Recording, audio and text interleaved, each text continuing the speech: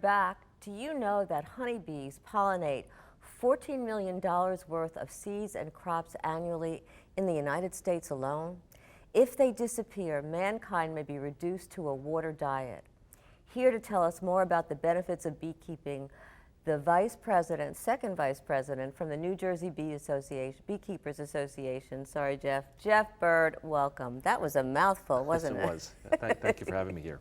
It's my pleasure. I think we need to figure out what to do to really salvage honeybees. What's going on with honeybees? Why are they dying in such vast numbers?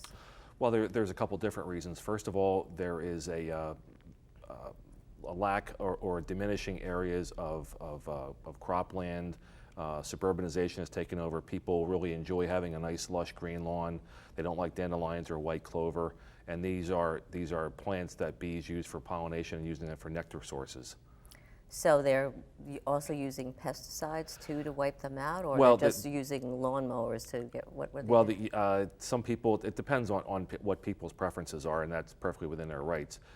It's the difficult part is dealing with the people who use pesticides irresponsibly, and that's they don't read the labels on the cans. They just kind of spray and go willy-nilly, and that hurts everybody. So there needs to be some kind of balance with that. Just more responsibility and more education. Right. Now lately there's been something going on where bees are dying by the number, and you had mentioned that it has to do with, is it a mite? A mite. It's a parasitic mite called Varroa. Varroa mites, they attach themselves to the bees, they weaken the bees, they feed off of the larvae while they're in the cells before they hatch out, and it basically diminishes their strength and their lifespan, and it hurts the hive as a whole. Right. So what are we doing to help them, to make sure that that's not continuing? Okay, well, there's been a lot of research. This has been going on for about 20 years. Wow. And there's a group at the University of Maryland called the Bee Informed Partnership.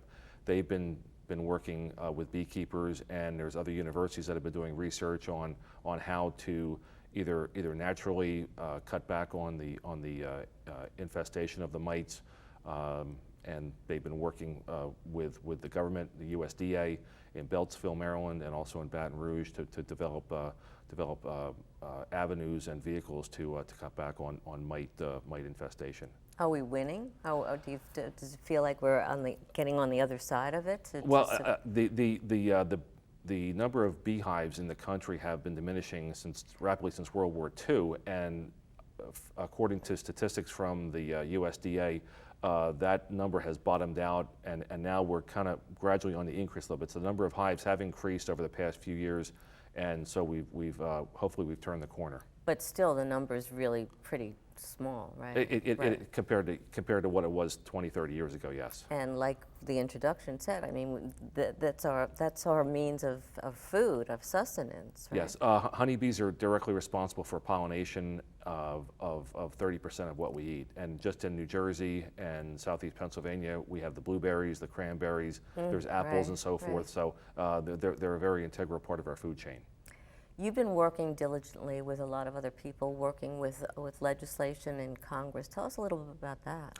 Well, we've been working, we've been trying to, beekeeping is a unique situation because as opposed to horses or dairy cows or whatever, they're in a confined fenced area. Okay.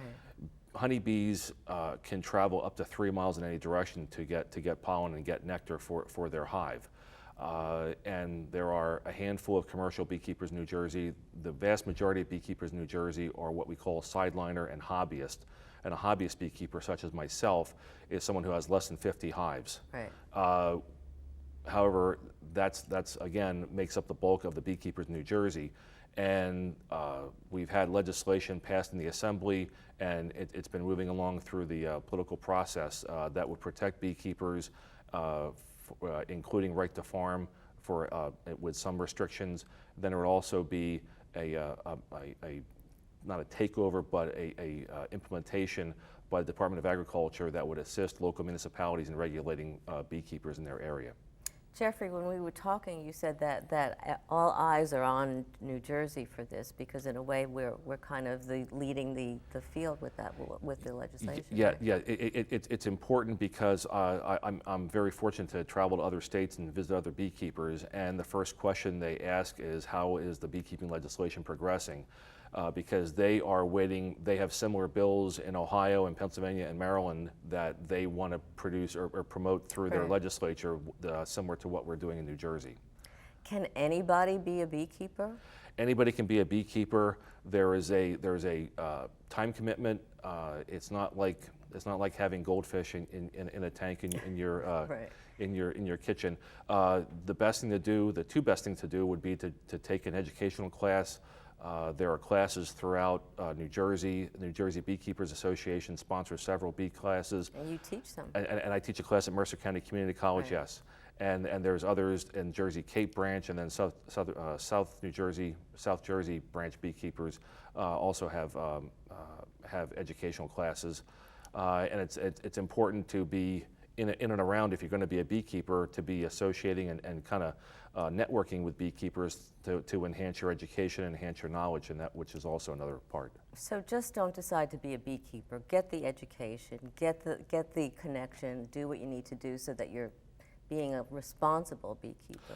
Yes, just reading a book or watching some YouTube videos is not really helpful. It can get you interested, but when you watch a YouTube video from Florida or Georgia, it doesn't really pertain to what you have in New Jersey or Southeast Pennsylvania or Delaware.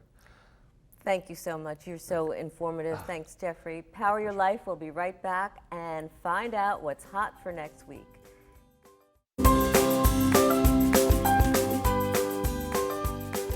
It's been a while since we've heard from our very own Mama Deb. She's here with us with some great advice for parents this summer.